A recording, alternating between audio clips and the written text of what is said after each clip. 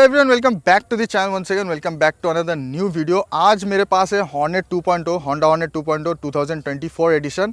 And यहाँ पर है लेटेस्ट लॉन्च की हुई बजाज पल्सर N250। बहुत सारे अपडेट के साथ ये लॉन्च हुई है अभी, जैसे USD फॉक्स एंड आप लोगों को डिजिटल मीटर, कनेक्टिविटी फीचर, ये सब देखने को मिलता है। तो ऑलरेडी स्पेसिफिकेशन वीडियो आप लोगों को चैनल पर मिल जाएगा, आप लोग चेकआउट कर सकते हो। आज हम लोग दोनों बाइक को चलाएंगे एक एक कर एंड देखेंगे कि रोड पे हम लोग को कैसा एक्सपीरियंस होता है। एंड यहाँ पर देखो 250 सीसी है एंड ये 185 सीसी है, तो ऑब्वियसली पावर में डिफरेंस होने वाला है यहाँ पे काफ़ी ज़्यादा, मतलब ये ऑब्वियसली पावरफुल होने वाली है। लेकिन यहाँ पर और भी जो एस्पेक्ट्स होते हैं ना, जैसे कि हैंडलिंग हो गई एंड मैन्यूवर करना कौन सा ज़्यादा ईजी है स्ट्रीट के लिए एंड लॉन्ग राइड्स के लिए, कौन सा बेटर रहने वाला है, ये सब चीज़ हम लोग लेकर बात करेंगे डिटेल में। बट इस वीडियो में आगे बढ़े, वीडियो को स्टार्ट करें उससे पहले very special thanks to leaders Honda Taratala for providing me this Honda Hornet 2.0 and OSL Bajaj Thakurpukur for providing me this Bajaj Pulsar N250, ताकि मैं ये डिटेल राइड रिव्यू वीडियो आप लोगों के लिए बना पाऊँ। तो चलिए और कोई टाइम वेस्ट के बिना मिलते हैं गोप्रो मोड पे एंड देख लेते हैं। तो सबसे पहले हम लोग चलाते हैं यहाँ पर ऑल न्यू N250 एंड उसके बाद हम लोग चलाएंगे हॉर्नेट। सबसे पहले स्टार्ट करते हैं एग्जॉस्ट नोट से।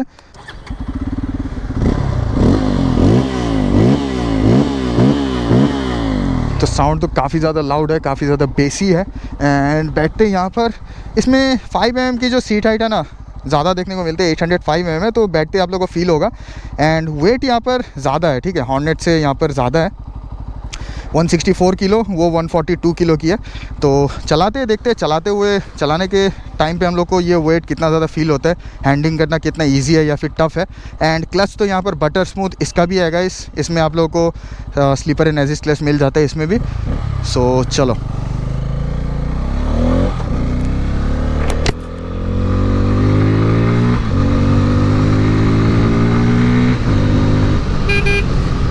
तो थ्रॉटल रिस्पॉन्स एंड एक्सीलरेशन वगैरह तो काफ़ी सही है, स्मूथ है एकदम, no doubt.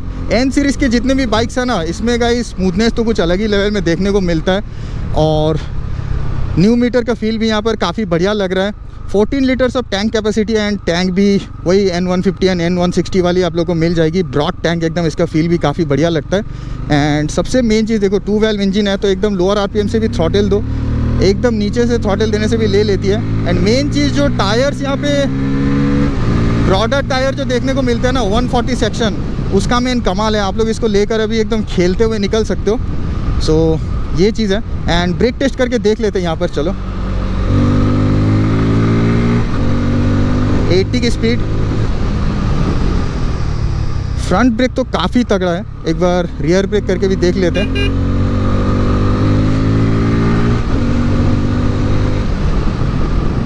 Full tap and ठीक ठाक है, पीछे का ब्रेक भी ठीक ठाक है। एंड फिर से भगाते हैं, चलो इसमें मेन जो मज़ा है 5000 RPM, यहाँ से अगर हम लोग थ्रॉटल दें,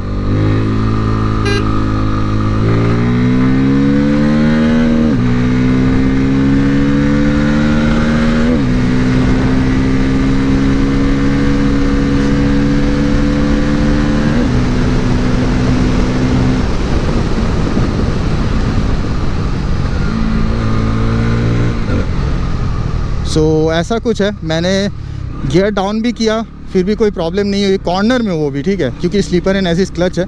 तो सेम चीज़ आप लोग को हॉर्नेट में भी मिल जाता है, ये सब चीज़ें लेकर कोई प्रॉब्लम नहीं है। एंड क्योंकि इसमें ट्रैक्शन कंट्रोल भी है ना, तो उसका भी एक एक्स्ट्रा एडवांटेज मिल ही जाता है कहीं ना कहीं। जैसे आप लोग कोई सैंडी या फिर ऐसे पानी वाले सरफेस पे अगर फुल थ्रॉटल देते हो, तो वहाँ पर ये प्रिवेंट कर देगी, मतलब स्किड वेट होने से प्रिवेंट कर देगी, ऐसा कुछ है। सीटिंग यहाँ पर कंफर्टेबल है, ऑलमोस्ट स्ट्रेट ही बैठा हूँ, थोड़ा सा मुझे झुक के बैठना पड़ रहा है हल्का सा, ठीक है। फुल स्ट्रेट आप बोल सकते हो, मतलब 5% लीन हूँ मैं, 5%, ठीक है, बहुत ज़्यादा नहीं, मतलब ना के बराबर ही है। बट जो भी बोलो, इसका हैंडल कुछ अलग ही है। इसका हैंडल मतलब एक क्लिप ऑन वाली फील है इसमें, और मैन्यूवर करना इसको भी बढ़िया है। बट कहीं ना कहीं मैं एक चीज़ कहना चाहूँगा आप लोगों को, हॉर्नेट का जो हैंडलिंग है ना, वो बेटर होने वाला है। अभी थोड़ी देर में जब मैं चलाऊंगा आप लोगों को दिखाऊंगा, क्योंकि उसका हैंडलिंग ना बहुत अच्छा है, ठीक है, और कॉम्पैक्ट है काफ़ी। और क्योंकि वो लाइट वेट है, तो स्लो स्पीड में मैन्यूवर करना बहुत बढ़िया है। इस वाले हैंडल में आप लोगों को हाई स्पीड में स्टेबिलिटी बेटर मिलने वाला है, ठीक है, क्योंकि क्लिप ऑन वाली पॉस्चर है यहाँ पर, ये चीज़ है। यहाँ पर देखो टर्निंग रेडियस ना इसका कम है, तो ये चीज़ थोड़ा देख के चलाना पड़ता है, नहीं तो बहुत ज़्यादा रिस्की हो सकता है। 250 सीसी बाइक के हिसाब से लोअर RPM पंच इसका थोड़ा सा कम आप लोगों को यहाँ पर महसूस होगा। देखो 2 वाल्व है, 250 सीसी है, तो यहाँ पर लोअर RPM में ना एकदम उड़ के निकलने वाला फीलिंग रहना चाहिए था, बट ऐसा नहीं है। बट ये ख़राब पॉइंट नहीं है, मैं आप लोगों को बता देता हूँ गाइस। इसमें क्या हो रहा है ना कि इसका पावर पूरे रेंज पर डिस्ट्रीब्यूटेड है, ठीक है।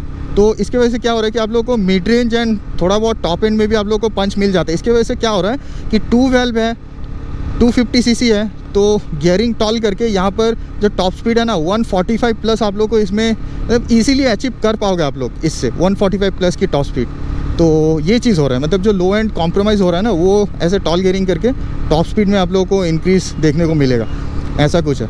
एंड कॉर्नर वगैरह तो स्मूथ ले ही सकते हो क्योंकि इसमें मोटे टायर से भी मिल जा रहे हैं। ईजिली फुल लीन करके निकलो।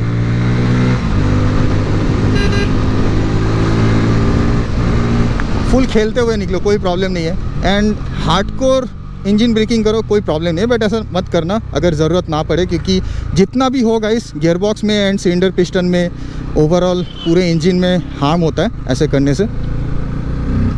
बाकी इसका साउंड जो है ना ये तो बेस्ट इन सेगमेंट है। एंड जो यूएसडी वगैरह का फील है वो भी काफ़ी बढ़िया है। यूएसडी ना एक्चुअली सॉफ्ट है यहाँ पर, ठीक है।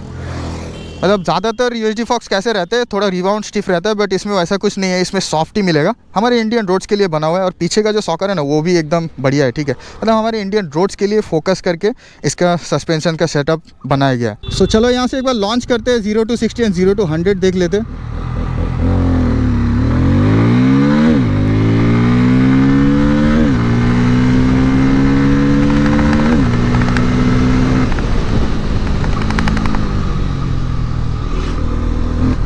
सो ऐसा कुछ टाइमिंग था। एंड मैं फिर से कह रहा हूँ गाइस, ये सब चीज़ें आप लोग बिल्कुल ट्राई मत करना।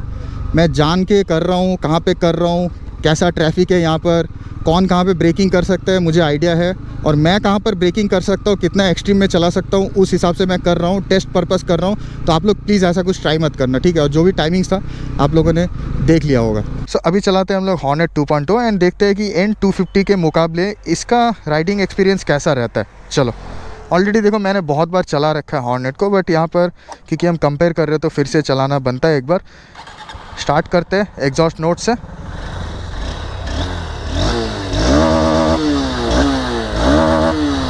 तो इंजन तो एकदम रॉ है, ठीक है, रॉ फील है, एकदम खुला फील है। और यहाँ पर सीट हाइट भी बहुत सही है हॉर्नेट की। यहाँ पर देखो 795 mm की जो सीट हाइट है, एकदम बढ़िया रह रहा है पैर, यहाँ पर कोई प्रॉब्लम नहीं है। जैसे कि मैंने स्पेसिफिकेशन वीडियो में बताया था कि आप लोग इसमें मतलब इजीली ऐसे सोच लो कि 5 फीट या फिर 5 फीट 2 के भी हो ना तो चला सकते हो, कोई प्रॉब्लम नहीं होगी, मैनेजेबल है। और चलो यहाँ से करते हैं शुरुआत राइड की। क्लच देखो यहाँ पे बटर स्मूथ है, स्लीपर एंड एजिस्ट क्लच आती है इसमें अभी। एंड चलो देखो यहाँ पर परफॉर्मेंस टेस्ट करना तो कोई ज़रूरत नहीं है क्योंकि ऑब्वियसली वो 250 सीसी है एंड ये जो है ना मतलब 184 सीसी है। बट यहाँ पर हॉर्नेट की जो गियरिंग है ना काफ़ी शॉर्ट रेशियो है। एंड इनिशियल पिकअप कहीं ना कहीं मैंने दोनों चला रखा है ऑलरेडी, तो मुझे कहीं ना कहीं इसका इनिशियल पिकअप बेटर लगा है। तो एक बार कर लेते हैं, चलो 0 to 60 एंड 0 to 100 नहीं भी हो तो 0 to 80 देख लेते हैं। जो स्पीड हम लोग को मेनली सिटी में ज़रूरत पड़ता है 80 तक ही, ठीक है, तो वो चेक कर लेते हैं एक बार। चलो यहाँ पर डाल दिया हमने फर्स्ट गियर। इसमें देखो कोई ब्लूटूथ कनेक्टिविटी वगैरह कुछ नहीं मिलता है। 5 स्पीड गियर बॉक्स है, normal 184 CC, 17.2 PS max and 16 Nm की टॉर्क, और मीटर तो ऐसे टाइप का कुछ मिलता है। सो चलो छोटा सा लॉन्च करते हैं।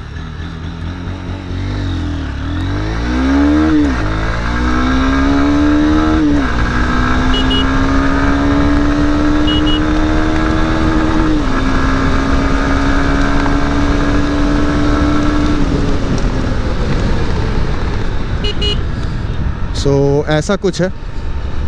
टाइमिंग जो भी है आप लोगों ने स्क्रीन पर देख लिया होगा। एंड जो भी बोलो गाइस, हॉर्नेट का जो मतलब अप टिल मैं फिर से दिखाता हूँ आप लोगों को। ये देखो थर्ड गियर, ये देखो 7000 मतलब 8000 के थोड़ा नीचे तक एकदम प्रीमियम, एकदम स्मूथ फील है।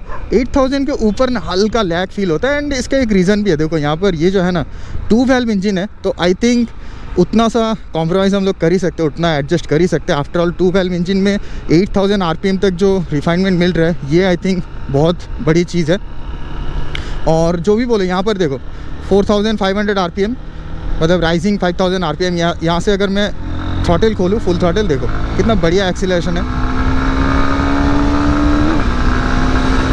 और मैन्यूवर करना भी कोई प्रॉब्लम नहीं है, बहुत इजी है मैन्यूवर करना। और ब्रेकिंग भी ना इसका कहीं ना कहीं मतलब बहुत बढ़िया है यार। देखो ऑब्वियसली उससे बेटर नहीं है क्योंकि उसमें डुअल चैनल ABS मिल रहा है एंड उसका जो वेट है ना N250 की जो वेट है उसकी वजह से उसमें एडवांटेज मिल रहा है। बट यहाँ पर ये लाइट वेट है गाइस, ठीक है। यहाँ पर एक चीज़ है, देखो ये लाइट वेट है तो ब्रेकिंग थोड़ा फास्ट हो रहा है एंड उतना शायद रोड ग्रिप करके ना चले उसके मुकाबले, बट जो डायनामिक्स है, डायनामिक्स काफ़ी बढ़िया है। एक्चुअली इसमें आप लोग अगर स्लो स्पीड में देख रहे हो ब्रेकिंग तो काफ़ी बढ़िया एंड मैन्यूवर करना उससे कहीं ना कहीं ईजी लगेगा। इसका हैंडलिंग मुझे उससे बेटर लगा, ठीक है। इसका हैंडल का पोस्चर मुझे उससे बेटर लगा एंड स्मूथनेस अगर मैं बताऊँ ना गाइस, यहाँ पर देखो ये बोलना बहुत ज़्यादा डिफ़िकल्ट है यहाँ पर क्योंकि ये भी बहुत ज़्यादा स्मूथ है एंड बजाज के जो अभी के जो इंजन्स हैं ना लिटरली बहुत ज़्यादा स्मूथ है, ठीक है। तो यहाँ पर ये चीज़ कहना थोड़ा सा डिफ़िकल्ट है, ये चीज़ आप लोग ही चलाओ एंड डिसाइड करो। यहाँ पर मैं दोनों को मतलब अगर इसको भी मैं 9 आउट ऑफ 10 दूँ, उसको भी मैं 9 आउट ऑफ 10 ही दूंगा, ठीक है। एंड मैन्यूवर करना का इसको बहुत इजी है। आप लोग मतलब 50-60 के स्पीड में अगर देख रहे हो तब तो कोई प्रॉब्लम ही नहीं है, एकदम इजी है। कहीं भी आप लोग घुसा दो, ऐसे ट्रैफिक फुल फिल्टर करते हुए निकल सकते हो। फ्रंट ब्रेक बहुत सही है इसका, 276 mm है, ऑब्वियसली उससे छोटा है बट यहाँ पर क्योंकि इसकी वेट लाइट वेट है, अगेन मैं वही चीज़ कह रहा हूँ, तो कोई प्रॉब्लम नहीं होगी, ठीक है। और पीछे का जो ब्रेक है, पीछे का ब्रेक अगर आप लोग बहुत ज़ोर से नहीं मार रहे हो ना एंड अगर सोचो रोड पे कोई धूल वूल मतलब ऐसे सैंड वेट नहीं है कुछ और पानी वानी नहीं है, एकदम क्लियर रोड है तो कोई प्रॉब्लम नहीं होगी, ठीक है। बहुत ज़ोर से अगर आप लोग टैप करते हो तो वहाँ पर जाके आप लोग को थोड़ा प्रॉब्लम हो सकता है। अभी मैं दिखाता हूँ आप लोगों को एक बार, बट ये सब चीज़ें ट्राई मत करना कहीं पर भी, बहुत ज़्यादा रिस्की हो सकता है। ये देखो full lock and literally engine बंद हो गई, ऐसा लॉक हुआ है, ठीक है। तो ये चीज़ है, मैंने फुल टैप किया था इसलिए ऐसा हुआ, फुल टैप नहीं करता तो ऐसा नहीं होता। और टायर्स देखो, टायर्स बढ़िया है इसके एंड उसके सेम ही है। तो ये जो टायर प्रोफाइल होता है ना ऐसे 140 सेक्शन और सामने 110, ये वाला टायर प्रोफाइल काफ़ी सही रहता है। मतलब ABS ना भी रहे तो ब्रेकिंग आप अगर थोड़ा देख के करो तो कोई प्रॉब्लम नहीं होता है। बट जैसा कि मैंने बोला कंडीशंस के ऊपर भी डिपेंड करता है, ठीक है। और सबसे मेन चीज़ हॉर्नेट का मुझे यही लगता है, ये जो लो एंड बोल रहा हूँ, ये जो लो एंड RPM है ना, मतलब लो एंड RPM में जो इनिशियल पंच है, थ्रॉटल रिस्पॉन्स, ऐसे ये वाला चीज़ मुझे काफ़ी सही लगा। मतलब जो चीज़ मेन एक 2 वाल्व इंजन में होना चाहिए, ठीक है। तो कहीं ना कहीं देखो अगर आप लोग only for city rides focus करके ले रहे हो ना तो इसको थोड़ा एक्स्ट्रा पॉइंट मिलेगा यहाँ पर, ठीक है। ये चीज़ है। एंड अगर वाइब्रेशंस की बात करें यहाँ पर देख लेते हैं, चलो। होंडा के इंजन में तो देखो वाइब्रेशन नॉर्मली ऐसा नहीं होता है।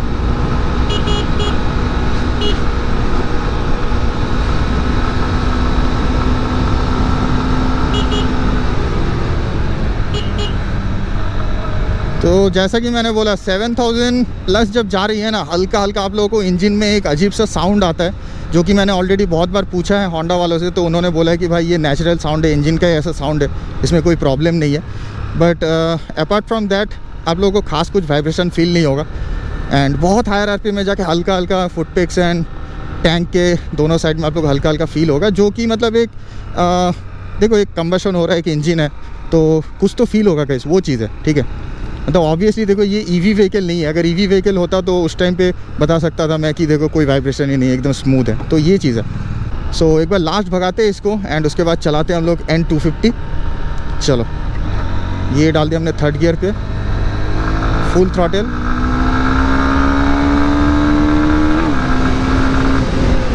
ये देखो ब्रेक, देखो फ्रंट ब्रेक ऑनली, ठीक है। पीछे का ब्रेक बस मैंने सपोर्ट के तौर पर रखा था, फ्रंट ब्रेक फुल टैप करके रखा था, बट लॉक होने का कोई चांसेस ही नहीं है, ABS इतना बढ़िया है।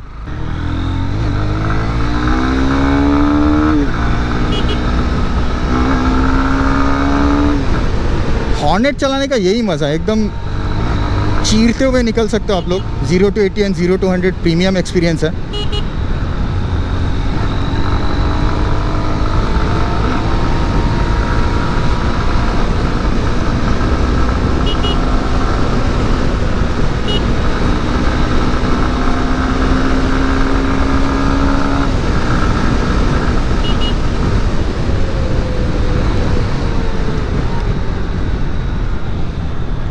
गियर बॉक्स इसका काफ़ी स्मूथ है, बट कभी कभी ना फंसता है, मुझे पता नहीं है ऐसा क्यों होता है। बाकी आप इसको लॉन्ग राइड्स पे भी लेकर जा सकते हो, ऐसा कोई प्रॉब्लम नहीं है।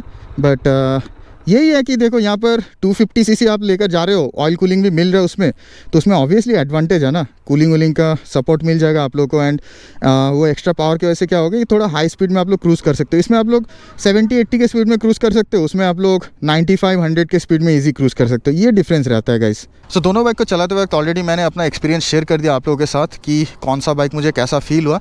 बट फिर भी मैं यहाँ पर एक चीज़ कहना चाहूँगा, 1,66,000 एंड 1,80,000 अप्रॉक्स। यहाँ पर देखो 10-15 हज़ार का एक डिफरेंस है।